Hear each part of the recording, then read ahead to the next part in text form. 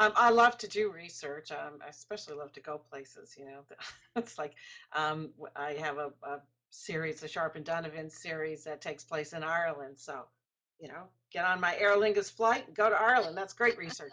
But it's Cider Brook and this whole Swift River Valley series is a little bit different for me in that I actually grew up and have our family homestead in this area. Knightsbridge is a fictional town, but if you look on a map of southern New England, you'll see this big body of water right in the middle of Massachusetts. Well, that is actually a reservoir that was formed about 75 years ago when the three branches of the Swift River, hence Swift Hmm. River Valley, were dammed and created this reservoir. Well, there were four little towns in the valley that had to be depopulated, and the whole map of southern New England, of this part of Massachusetts in particular, was rearranged.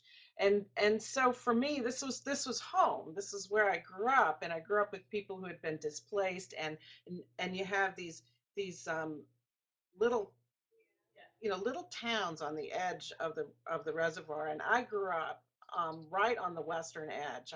Our family homestead was right there. So I have all this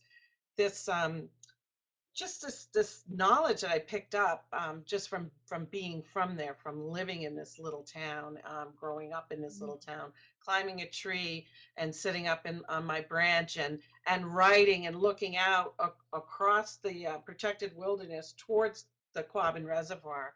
Hmm. So that part was just the research was just what I knew, but then I started delving into more about the area, learning things that I had no idea. I mean, I talked to my mother and the little Stonehouse Museum in our little town, and just learned so much more. So then you take Cider Brook and the very specifics. We have pirates, so that was fun Hmm. to research.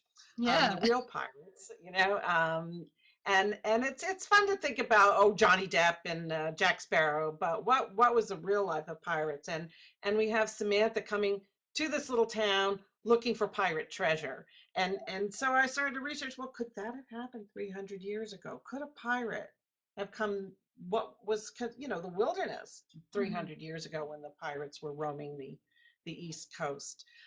So that research was a lot of fun for me. And then we throw in cider and apples. I had to research apple cake.